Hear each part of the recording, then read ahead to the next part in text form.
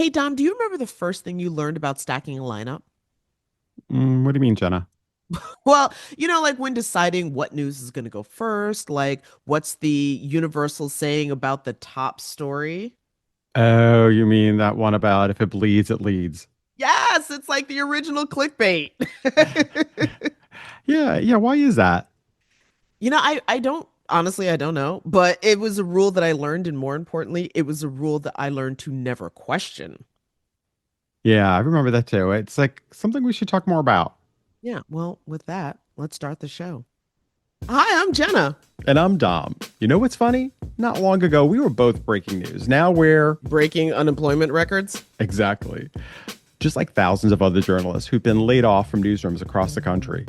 Yeah, and after the shock wore off, we kept asking ourselves, what the hell do we do now? And over many, many cups of coffee, And maybe a few drinks. we realized we had a unique opportunity here. Why not pull back the curtain on what's really happening in American media? Right? I mean, we've spent years in this industry seeing how stories get made or don't, and now we can actually talk about it. And trust me, there's a lot to talk about. From local news disappearing to social media reshaping journalism, we'll break it all down.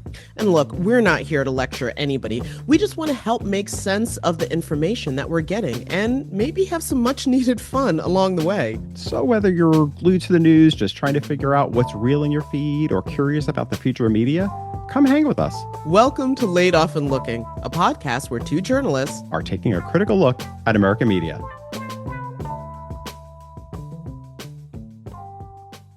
Okay, so once upon a time, long before there was broadcast, I know, broadcast anything in the gay 90s of the 1800s. Oh, you could say so. They like the 1890s. Okay. Yeah, exactly. The gay 90s. It's for dramatic effect. Just work with me here. Anyway, but when there was the first real big American media war, it was between William Randolph Hearst and Joseph Pulitzer, and that was during the Spanish-American War. So Hearst newspapers, especially the New York Journal, because we know how messy New York papers love to be, got Mm-hmm. famous for their sensationalistic yellow journalism, quote unquote yellow journalism, or reporting that's really much more sensational or crude exaggerations or using unverified claims and partisan agendas. And tell me when this starts to feel familiar. Well, good thing that doesn't happen anymore, Jenna, right? Yeah, totally, right? Like, thank God we left that in the past. So anyway, so once Hearst realizes that showcasing horrific incidents sells papers, he coins the phrase, if it bleeds, it leads. Oh, so that's okay. And yeah, and we've been using it ever since. Yeah, exactly. But at the same time, a great poet once said, I believe a poet out of Jamaica once said, you can fool some people sometimes, but you can't fool all the people all the time. And so over time, as people get hip to the fact that, frankly, Hearst is kind of playing in their faces to sell papers Hmm. with, false promises of trustworthy information, they start demanding more. Again, this is starting to ring familiar. So papers Hmm. like the New York Times shift their focus to more factual and credible reporting and using slogans like all the news that's fit to print as a way to prove their credibility bona fides. Yeah, that practice still lives on though, right? I mean, we don't call it yellow journalism anymore, but everything you described is everything most people say they hate about the media now. Right? That's wild. That's true. But yeah, no, it's literally everything that people say they hate about us. So there's this lasting effect of yellow journalism on people's minds, right? I mean, doing news that way seems like something that would affect our nervous system or something. Okay, so here's the fascinating part. So, as I was researching yellow journalism, I came across this 2008 paper in Hmm. psychoanalysis and psychotherapy. Like, I was Hmm. deep in the rabbit hole. Oh, you were really going. I'm loving this. Go ahead. Okay, so the Tell more. paper finds that the cumulative exposure of traumatic events, like, what's reported in fear-based news, the whole if it bleeds, it leads thing, it becomes the subconscious lens through which people start to view the world. And so seeing excessive amounts of death and violence, inherently, Hmm. it creates almost like a rift in your capacity for empathy. And people begin to look at society as inherently bad and a place where optimism might seem stupid or silly, and they prefer fatalistic thinking because they're getting fed this all the time. No shit. Seriously. Yeah, that was 2008. That was 2008, where a Uh-huh. researcher was like, "Guys, maybe you." Oh, I'll sit down. Okay, fine. So, so yeah, that's what I really wanted us to unpack. Like for everyone who insists that the media won't cover this, um, who's actually stacking the lineup of the news? Everything that you kind of see in the newscast is really carefully chosen by the assignment desk editor. And those decisions can make the newscast. Yeah, exactly. They can make it or they can break it. Hmm.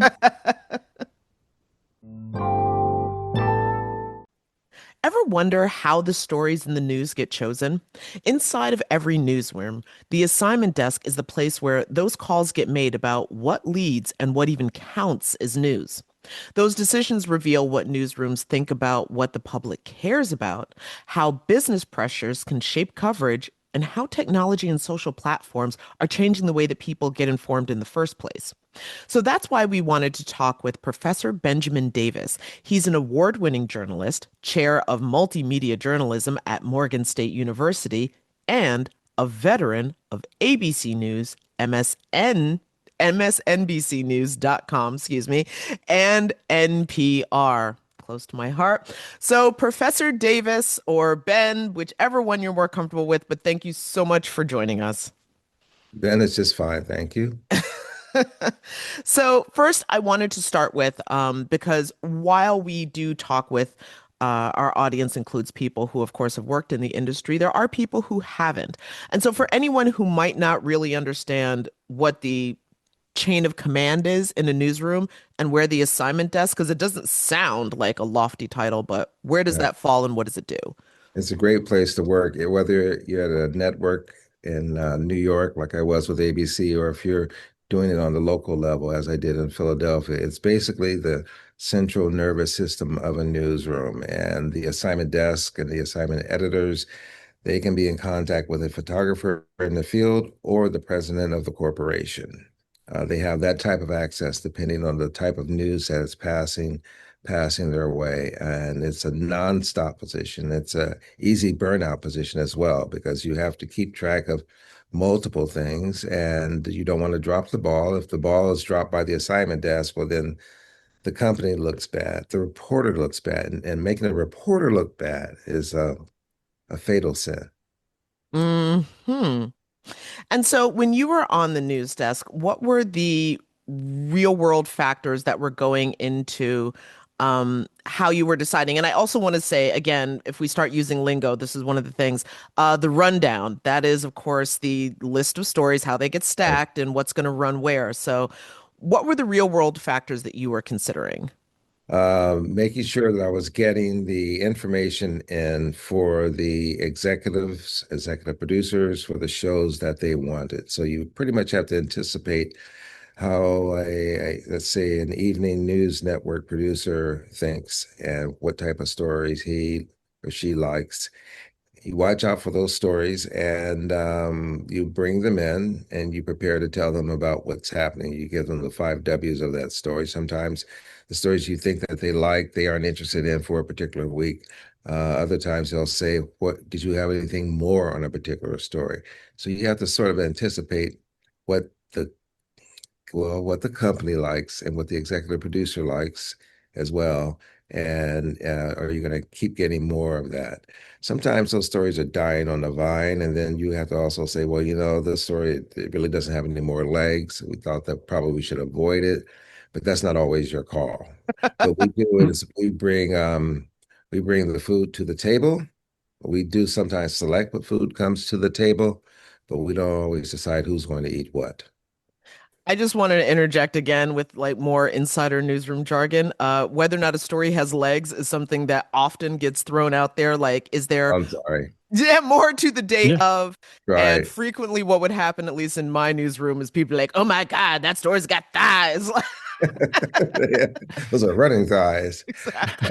It's like basically, So you're in my neighborhood today covering the mass shooting and getting the crying parents and all of those things that go with a sad story. Will you be here next week? Well, if we're going to be there next week, that means that story has legs. It will walk into next week.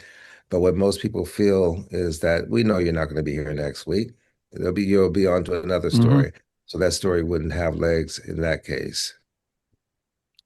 And for me, it was having worked in cable news. It was always interesting. You have a morning call where everybody be on there hearing what's the update for, like, what's the rundown, what's happening for the day.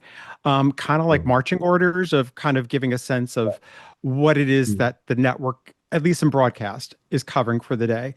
Um, I'm just so curious, when you first joined, what did you think you were going to be doing? Like when you're first joining the desk? Because I think, I had a different perception of this as years passed away, like that I haven't done that in a long time. Like I see it very differently now. How did you think when you first started working at the desk? What did you think in terms of the stories you were choosing versus looking back how news handles it today, how they handle the assignment desk today? I was idealistic things that I I thought think were we all important to are. Hmm. do. They weren't. There was one story. I mean, well, just I'll talk about the idealism. The guy that there was a baseball player who was the first one to do a high five, and I just saw, and he passed. He died, and I thought that was a big deal at the net. Well, for me, it was. I said we got to at least mention that this guy died and what he started. And so I pushed it forward, and no one wanted to carry it. They didn't think it was important. It wasn't because he was an African American that I thought it was important. It was because he started a trend in sports that caught on and is still going on to this day. So I was idealistic in that respect. Sometimes there are stories that you think that you know are important, but they aren't necessarily rating getters. They aren't going to get the attention of the executive producers who have a sense of what their shows should look like. And you don't want to get the reputation of, oh, this is another Ben story that Ben loves, but we really can't use. Hmm. So there was a lot of that as part of a learning curve, and you get used to it. You start to know what they expected, and you give it to them. Sometimes you just have to convince them, try to convince them, and sometimes you win, sometimes you lose. There was a musician named Sun Ra, Mm. and I remember when Sun Ra died, and I went to Mort Dean at ABC. I won't get into many names, you guys, but I went to Mort Dean at ABC in the morning show, and Mort didn't know who Sun Ra was. I said, "Well, let me tell you who Sun Ra is, and let me, listen to a little of his music." And lo and behold, when the show was on, Sun Ra died today, and I'm like, "Gosh, Mort did it. He's so cool." It just depends, it depends sometimes on how you go about trying to convince them that a story is important. In this case, Sun Ra, not only was he cool and he looked cool, but the music is something that they could relate to at the end of the day. Yeah, yeah. And I think there's a difference too about when we're talking about national networks, that what they cover versus local, because national really is always looking for, like, sometimes the top, what would you say, like top five stories, and you kind of get fed the same story from all the networks, which to me is a bit of a, you lose something. I really do think. I feel like we've gotten to this pattern of that's all you keep seeing the same stories Yeah. over and over again, that people get, you do kind of just after a while, you're like, I've had enough. Like I keep hearing the same news. And that's why people sometimes think, I got to detox from the news a little bit, because they're just watching the same thing with no new The, information really. the average viewer can start predicting what your show is going to look like before they see it. Well, then you know you don't have a good journalism program. And so basically, everybody knows that if there's a big storm coming up the Northeast, it's going to be within the first 10 minutes if it's not going to be, if it's not going to lead the show. Because the networks know that everybody likes to stay up to speed on the weather. It goes across all demographics. It's a safe one. And the children as well, and sex. But Mm. in politics, and God knows if you mix all three of those together, whether it be pedophiles, I'm not. It's not funny, but good pretty much Lord. you can pretty much predict what's going to be in the show. And the networks, I would say the national networks, the traditional networks, they've keyed into these automatics, if you will. They're trending. online, and they also are things that will help with their ratings. And that predictability, everyone's doing the same thing at all of the networks. They may decide, well, one will be 2 minutes in the show, and the other may say we'll lead, and the other 5 minutes in the show, but they will all put it in there. So I, as a viewer, pretty much will know what the show is going to look like, and there's going to be some weather thrown in there. That's for darn Some sure. weather, just Yeah, FYI. there will be weather. What is not in the show though is what Hmm. people are missing. Hmm. That the things that you can't predict, but you know are out there, and people are looking for those things, but they aren't in there. If they aren't trending, if it's an everyday people type of story, if it's not trending, it's not going to make it unless there's an excellent reporter, excellent producer with a little push who will say, I have an interesting story you guys should try. Otherwise, everyday stories are not going to make it on the network level for the most part. All right. That's simple. I just want to clarify why I cracked up laughing about this sex and politics because one of the first stories, to date myself, I was in college during the Monica Lewinsky scandal. Uh, And as that was one of the big things that we were talking about in all of my journalism classes, is how that story was getting covered, what was being focused on, what wasn't, etc. But yeah. obviously, we've since from there. Yeah, I teach that. That's part of the basics of journalism. When you're doing local news, I try to explain to students, okay, look, there are certain things. I said, there's children, sex, politics, and animals. Any story around those, a puppy caught in a drain, a child that's lost, uh, politics, especially if it involves sex or sex alone. Those stories pretty much people will stop and listen to for the most part. And then all the other things, Ben, that you bring to the table, Ben, we know you worked at NPR, Ben, but this not necessarily what we want to do today. Well, that's really interesting, and I do want to circle back to that subtle, or maybe it's not subtle, because I've spent most of my career in public media, but that difference between the type of journalism that public media does and commercial media does. But before we get to that, one of the things that really, really sticks in my craw that I wanted to reach out to you to discuss was how do you address this sentiment that a lot of people in the public have is that the media won't talk about this or the media won't cover this when it comes to certain stories? Because from my perspective, that's not necessarily true. I usually follow up with, well, what kind of media are you consuming in the first place to Right. think that? But how, as you, as someone who has been a decider of what's going in the rundown, what's going to be news of the day, how do you address that sentiment that so many people have? Well, the media has to look out for its own interests first. It's a media business. It's a journalism business. So that is first and foremost. What type of stories are you going to talk about, do that will help feed the beast, that will help feed the shareholders? Plain and simple.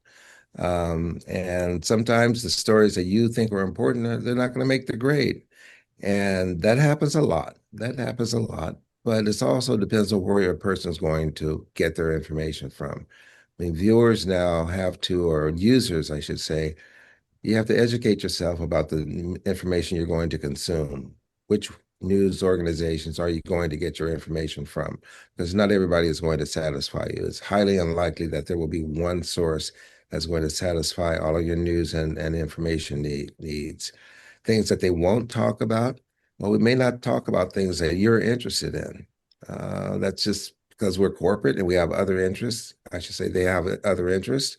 And maybe what you want to be talked about is not going to feed those interests. Yes, it's a very great story what's happening in your neighborhood, and it involves the entire 10-mile radius where you live. But beyond that, the story doesn't have legs. It doesn't carry on, so to speak. And so a big network takes those type of things into consideration. The exception would be as if something happens within your 10-mile radius that everyone can relate to. Well, then it'll Mm. start getting consideration. But for the most part, things that we think are important in our area, they aren't that important in places like New York City or Los Angeles for that matter. They just don't feel unless it's a universal type of situation. Excuse Okay. me. No, that's fine. I was going to say shout out to nonprofit local because Yeah, those stories, that's usually where you're going to find them. that's where you're going to find it. And in my opinion, and I have to, as a matter of disclosure, I am working on about to unveil an app that deal. My throat's drying up. Excuse me. Oh, that's quite all Okay. right. Um, that is for citizen journalists because I believe that the future of journalism lies in the hands of people who are holding smartphones and are in the proximity to news or have the ability to produce news themselves. And they know that media companies are in need of content, especially local media companies, and online publishers are in need of content. And they're cutting back on their staffs. They don't always have enough money to have a full staff. So they're able to get content from these citizen journalists who are out there. And the other side of that equation is that the citizen journalists should be able to sell their content as well. So I believe that the future of journalism, well, part of the future of journalism, will be citizen journalists who understand the generally accepted rules of uh, good journalism production skills, and then provide that content to local media companies who would otherwise not be able to get to a certain story. And the perfect example of that is the George Floyd situation.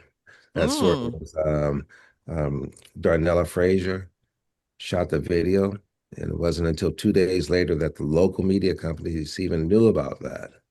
But if she were in a citizen journalism mode, she would have said, wait a minute, I should also interview the guy that was standing next to me. And maybe I should go over there and get the guy in the store, get a soundbite from him, and put all those together in the story. And then you know what? I can sell it to all of these media companies and make a little money. In her case, she would have made a whole bunch of money. But that should be the future, part of the future of journalism, the ability of people who are holding smartphones where the technology is. That's what journalism needs to go. It needs to follow the technology and not whine and complain about Chat GPT and AI and big companies cutting back on hiring. Follow the technology. How can you apply that technology to the betterment of journalism?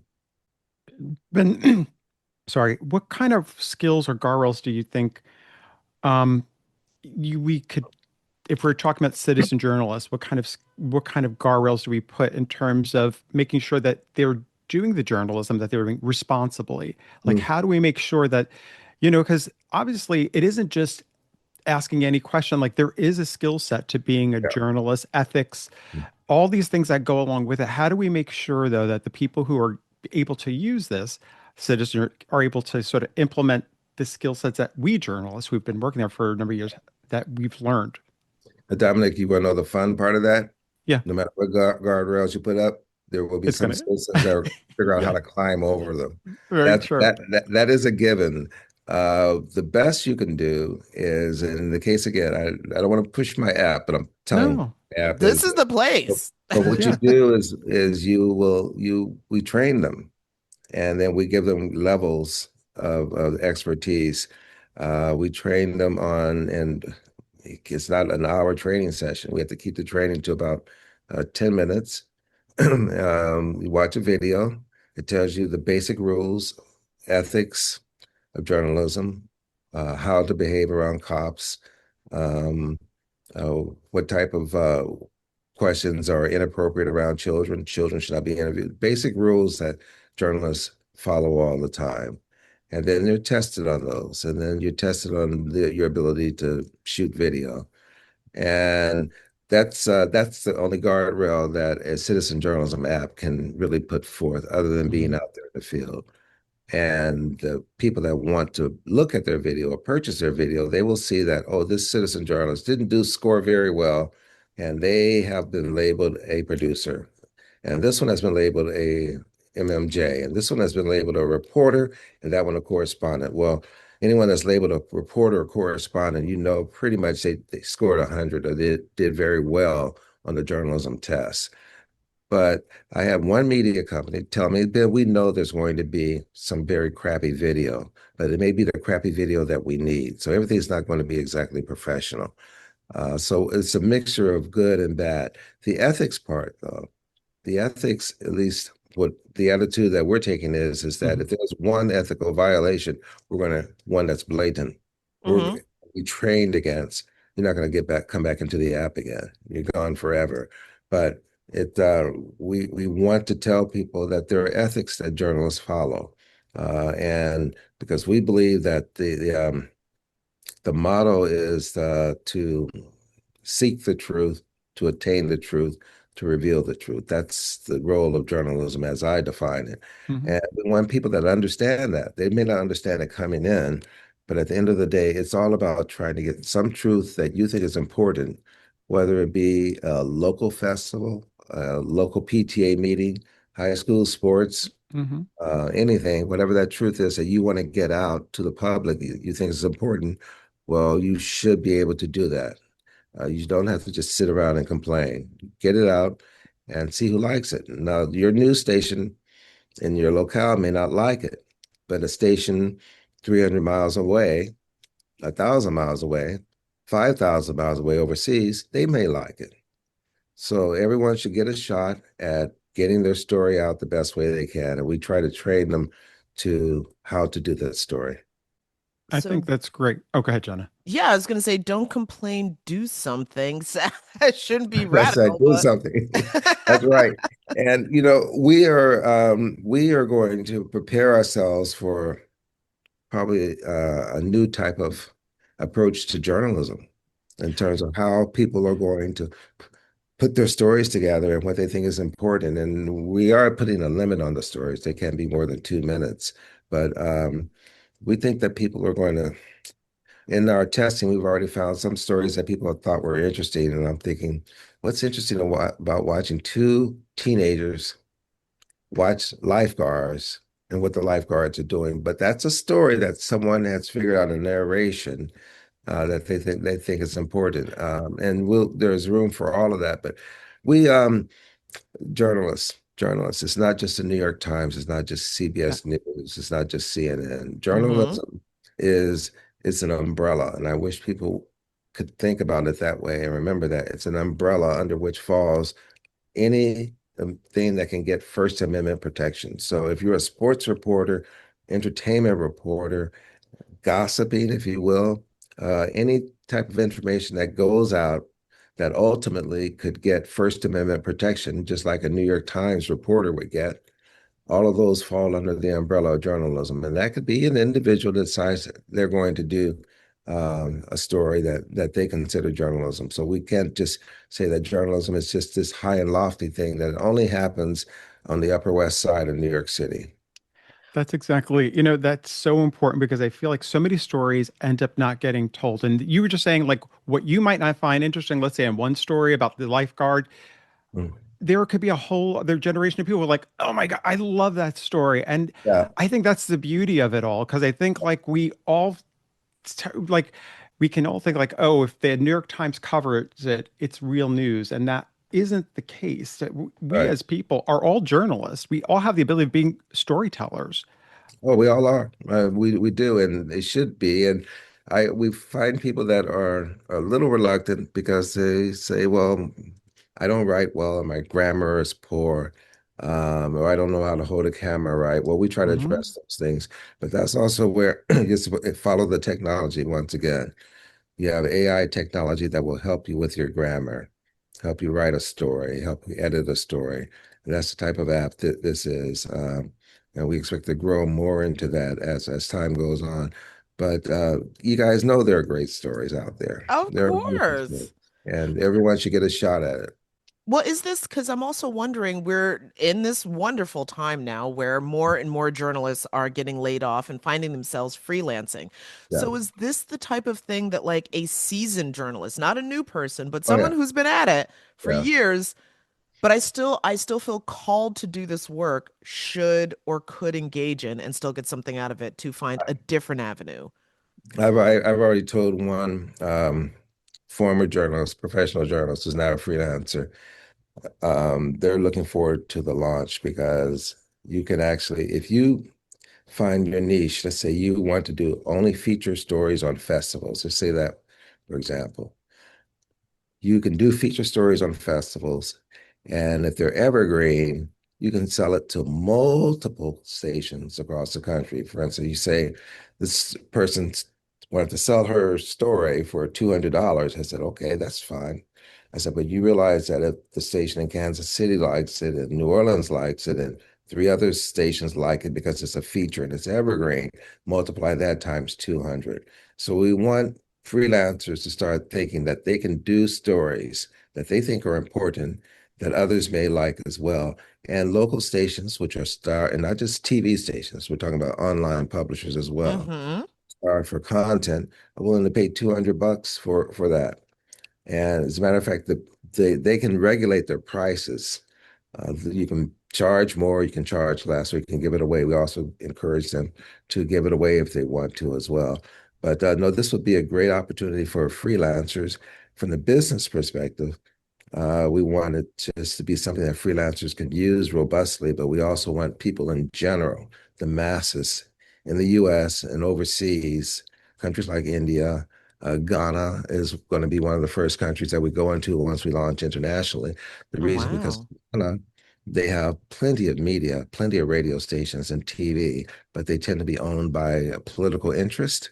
So Mm. I was at the Ghana Institute of Journalism, and I saw how well they train their students there, just very serious students. I was thinking, wow, I'll take one of these. I'll take three. I'll take four of those the students back with me. But once they graduate, and they go into media, they're told to follow certain political rules, ideology rules, as opposed to the simple rules of journalism. What is the truth? Go ahead and pursue that. So I want them to use apps like this one to tell their own story. Extra of these media companies that try to hire them, tell their own story, and hopefully figure out a way to make a living off of it. Ben, Well, it's, oh, sorry, go sorry, ahead. I just had one follow-up for this. Yeah. And when I hear a great idea like this, my first thought is also, well, as producers used to ask me, what's the pushback? And for this app, I'm wondering, is this something that would be threatening to the people who have been the traditional gatekeepers, who Yeah. were the deciders, who were the people who like, no, this does not, or this does? And secondly, what about the issue of exclusivity? So many stations want, well, we have the story, but only we have it. What do you mean Mhm. you're selling it to like three or four other people? That's Right. not cool. Well, that's what the technology dictates. And journalism has to adjust to the technology. The Are technology you said that suggesting the gatekeepers have to change some things? well, the gate has already broken. Mhm. They're standing there. They think they're watching a gate, and they have to turn around and realize that gate's not there anymore. Once the internet and digital and now AI, there are new rules in place, and what are those rules? No one knows what they are. They're being defined by the day, and then redefined the next day. So yeah, there the information is going to flow. And what the citizen journalist has to do is figure out how they're going to take care of themselves in terms of their stories and their interests and their charges. One thing that we require that they have their name will be burned into their video no matter where it goes. Mm. So their name, once you put your name in there, it can go to three, four, five stations. For instance, Darnella Frazier again, who shot the George Floyd video. Whenever we still see this George Floyd video, we should see her name every time.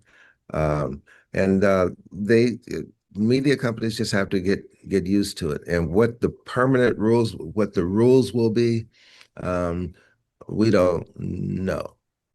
And anyone that says that they do, they really don't. But there's really no control. And the only control that they could have, and we have to be prepared for this, and other citizen journalism apps have to be prepared for it, is that a company will come along, a big company will come along and say, uh, so you want to retire early, huh, Ben? Okay, this is how you're going to retire early. We're going to offer you X multi-millions of dollars for your company, and they will put it under their umbrella. And that probably will happen in some cases once it becomes a threat, or if it becomes an enhancer to a big company's bottom line.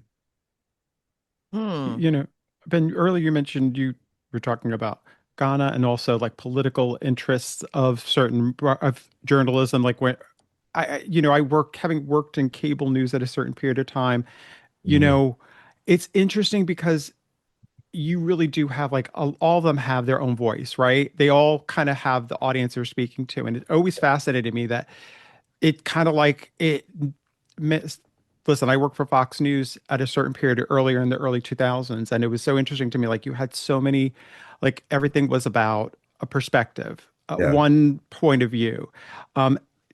Flash forward years later, and I ended up working for PBS local here with Jenna, and I just sort of was able to cover whatever story I wanted. When I worked at Fox, we yeah, did have a certain here's your stories for the yeah, day, and this is what you're covering.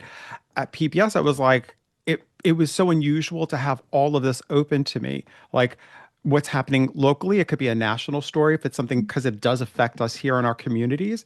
right, And also we could discuss stories that aren't yeah, and maybe weren't going to get the ratings or the clicks. right, I think the concern that I have sometimes now is the fact that everything is so ratings and clickbaited, right? Everything is all about the views. That what happens to the stories where people are just that it's out there? Because sometimes a story doesn't hit until a story could blow up later on. Also, yeah. it could sort of catch on depending on the story you're talking about.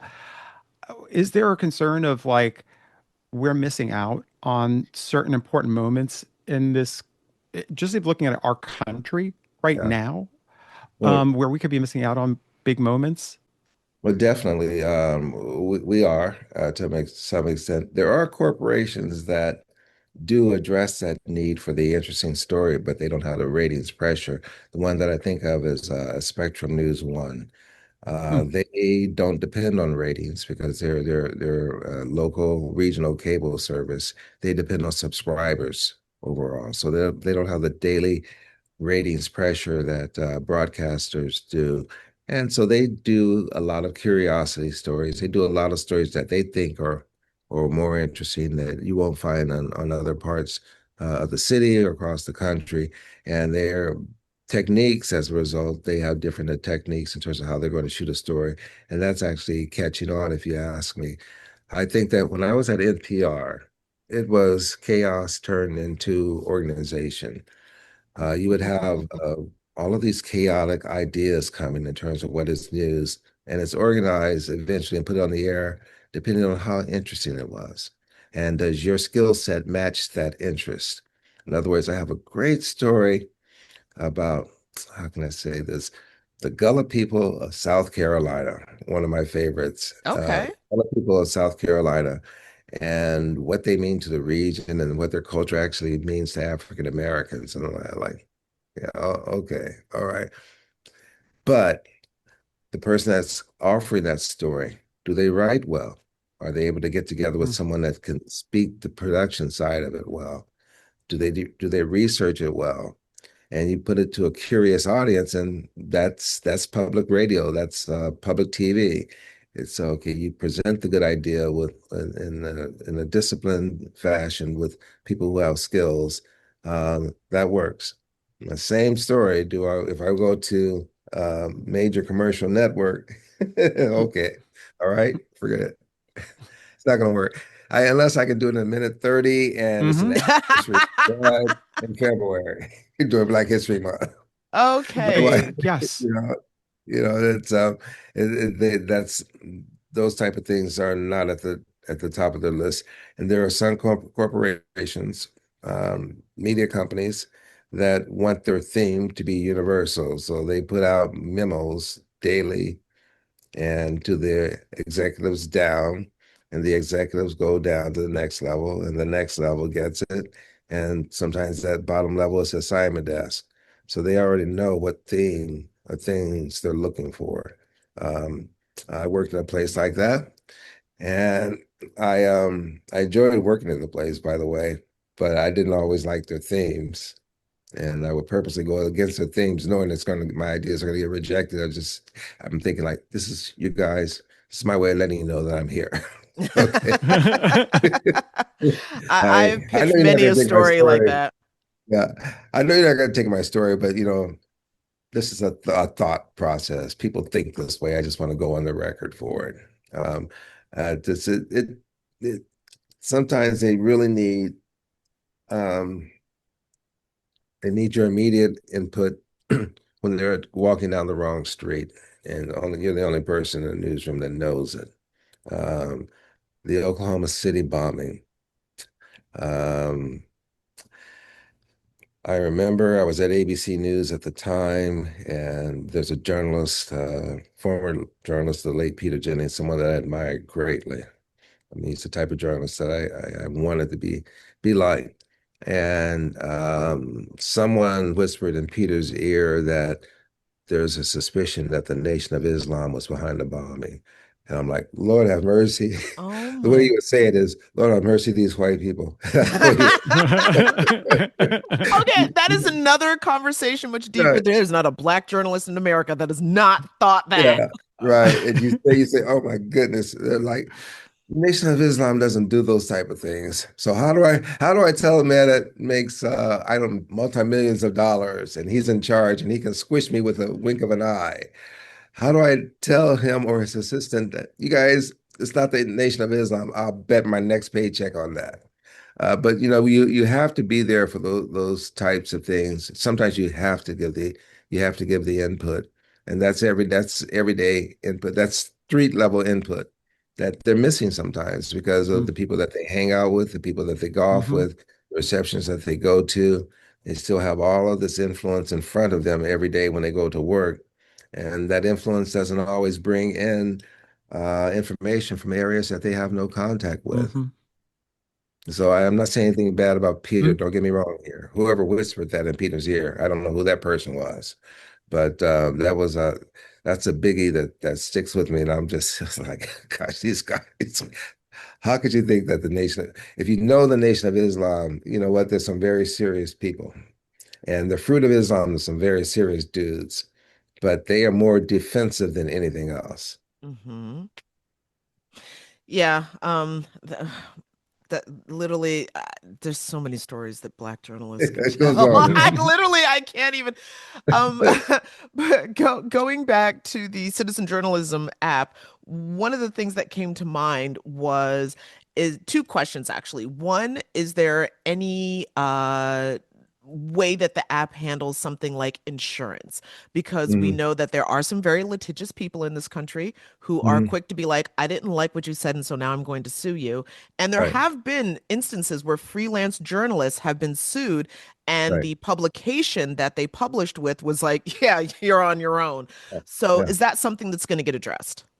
They will be educated about copyright rules, all of the problems they could face with copyright infringements. They'll be told all of that. It'll be made quite clear to them. Uh, the app itself is going to have to find itself in a position of being basically a pipeline Hmm. that we can it's the cover that Facebook uses and everybody else uses, Instagram uses, which is we are a pipeline and we're not originating the ideas. We're contributing to the marketplace of ideas as once defined by the Supreme Court. The ideas need to get out there. They do have to be responsible. They still have to be fall within those Sullivan rules of protection of something that's malicious content and reporting something that's wrong knowingly. Mm, Those are things will get you in trouble. Those type of things you'll be trained about briefly. It's not like we're going to grill you on them every time you come into the app, but we will tell you about them, what those simple rules are. But that's how they're going to best protect themselves. The best protection for any journalist is the truth. That's it. And people have to understand once you come in, you want to present something. If you're lying, especially if you're a citizen journalist, if you're lying or if you're fudging, your neighbor's going to know.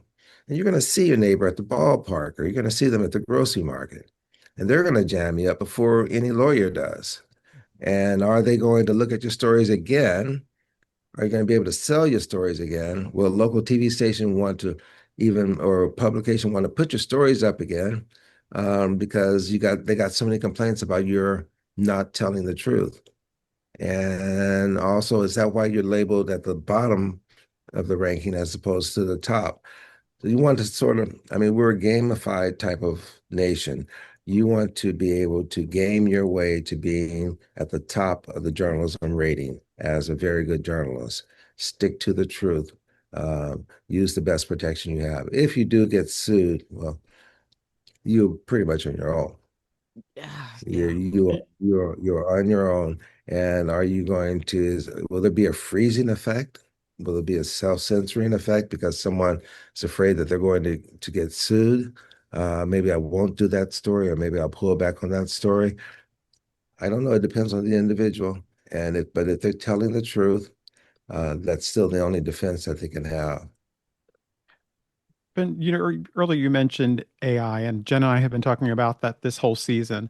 How do you Mm. see AI changing newsrooms day to day? Like, do you see Mm. it being able to assist in terms of acting as an editor? Could it help make Mm. rundowns? Could it help decide what Mm. stories are trending? Yeah. What do you see it as? Yes, Yeah, yes, it so can. it's a, Yeah. yeah, it's already happening. It's already I started, I would say it penetrated newsrooms in a very significant way in 2017 when Really? Bloomberg started having AI to assist with his business reports. And the BBC about that time had AI writing local elections in certain parts of the country and sending those election results in. Um, the AP, about the same time, 2017, had AI reporting, doing all of the minor league baseball stories. Were done by AI in 2017. So that was basic research, ground Mm, level research, for what they knew it would be able to do. The technology is in place now to where AI can do play by play of a football game with the assistance of 5G. I mean, that's quite imaginable because you have RF attached to the ball. I'll keep it simple, attached to the ball, to the jersey, and you have the 5G sending it to Siri's voice, and Siri says, Donna, who knows? Henry just ran 15 yards up the field. Siri's voice says that. She gets the information from what's on the field. All that technology is in place. In terms of writing a rundown, doing a rundown, imagine talking to ChatGPT and say, ChatGPT, of all of the stories that are happening right now on the AP Information Newswire, I only want the ones that have to do with high school sports in the northern part of the district. And I would like those to be in the middle of a news rundown. Please, thank you very much. And also, while you're at it, could you find corresponding video attached to that? That technology is in place. So you follow the technology. And if you own a business, and you want to save money, you're definitely going to follow the technology. So you can do that. Can I save on paying an anchor, let's say a medium-sized TV station, 120,000, maybe $200,000 a year for my top-notch anchor? Well, I can probably get it for free. And I can have an AI, you can have an AI generated anchor. And people were going to say, that's not real. That's not real. But when you look at the graphics and the weather today, that's not real. Those graphics, those aren't real clouds. But you get used to it, and you will get hmm used to an animated anchor giving you the news, but it better be telling me the truth. Oh, it's telling me mm, the truth. I found that out yesterday, and it's telling me the truth. It's true today. So tomorrow it's going to be true. And you know what? I'm getting used to it. So the newsrooms, they will change because the technology has already dictated they will change. And journalists have to make the adjustments. How are they going to change to the technology? Because the corporations are going to save money and they're going to make money at the same time. They're going to make money, they're going to save money off of firing you or giving you less and giving the AI more. The strange thing about it, AI is supposed to make the cost of everything go down. mhm. It will. But the people who profit from that cost going down, it won't be any individual. It's going to be the people that own the companies that are using the AI. That was sobering. Hmm. No, be optimistic. I think this is the most exciting time to be in journalism because our creativity is going to save us. How are we going to use the technology to continue to tell the truth? Well, at the same time, that very technology is encouraging you to lie and to exaggerate. But but we want to tell the truth. We know that it's important that the society be informed, that our neighborhood be informed, that our state be informed. That's what we want to do. And the technology can help us do that and be happy about it and can help us do it on a micro level. And people should be excited. It's like I tell a story about Ben Franklin. Ben Franklin, I call him the original blogger, even though there was a blogger back then, blogging back then. But he was basically a blogger, and he was writing up his own. Was I can't remember the Poor name of Richard's it. Poor Almanac. Richard. Right, right. So his brother, that was his Oh, brother's I know outlet, that. and his brother James was actually put in jail because of what he was writing. He told Ben Franklin, he said, "You take this over before we try to get out of jail." Ben Franklin took it over and did a better job than his brother. But he was like the original blogger. If he had the internet back then, he would have been monster. But everyone, we have to think of ourselves as being that type of person. It's your one-man shop, and then how can you expand it out? But you have to tell the truth. That's how you're going to get the stickiness. In other words, people coming back. That's how you're going to get people to like you. And that's how you'll be able to get money through ads, through advertising. That's how you'll be able to feed your family, be able to feed a couple of families, maybe three, four families, if you stick to what is true and reliable. Wow. Well, Ben, thank you so much for all of this. This has been really so fascinating. And we have a question we ask everyone at the end of our show is, Hmm. why did you become a journalist? Why? I didn't have a choice. First of all, it was inculcated into my brain when I was a kid. Um, how can I say this? My parents didn't want us yapping during the news, which they had to watch. So to keep us from talking during the news, they said, "I want you to tell us what that man said when the commercial comes on." So we had to focus and listen to what they were saying. And then when the commercial came on, we had to tell our parents, "Well, he said this, this, and that." So I was already listening to news by force at a young age. And so I loved it. I always watched it. And I got to Washington, D.C. after college. And I planned to go to the State Department and work in the Foreign Service after I got a law degree, all of those lofty things. And to support myself, I did temporary jobs. I got one temporary job at a place called, at the time, we're called NPR, National Public Radio. And I walked in there and I saw all of these reporters walking around and these things they called wire machines, which spitted out pieces of paper with news on them. I saw those things. I said, "Oh man," I said, "this is where I want to be." And I got a job answering their telephones. And it was very exciting to answer the telephones for 14 reporters. And they liked me. And eventually they would send me out to help them on stories. Sometimes they would send me out by myself to the Pentagon, the White House, the State Department. And it was the most exciting job I've ever had in journalism. I love it. But that's how I got started, answering telephones at NPR at the time. And Mm. it was just wonderful. It's like, when you play sports and you're in the zone and you always want to get Yes. that Hmm. feeling again, you want to get back into the zone. Well, my job as a receptionist at NPR was my zone. And whenever I want to feel good about my career, myself, journalism, I think about that zone I was in. It was such a beautiful place. And all the reporters, they were very supportive of me. I'm African American male, and I'm intelligent and smart, and it didn't work against me because some places it can work against you. Yeah. But that's a place where they just said, "Oh, Ben, come here. We want to fertilize what you are. We want it to grow." That's what NPR was like. So it was a great experience. I had bad experiences there as well.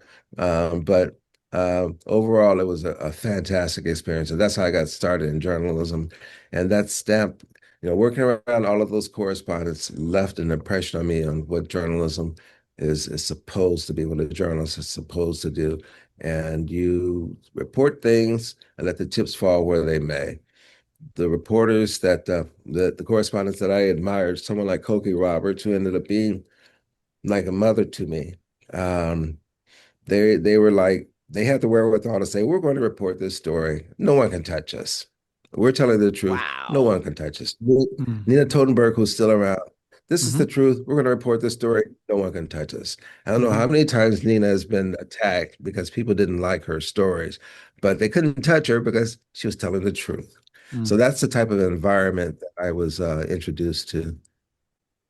That's Did I answer Wow. your question? Yes, Yeah, That no, you level? did. You did. absolutely. Yes. Thank you, And Professor Davis. Thank Okay. you for that. Seriously. You're welcome.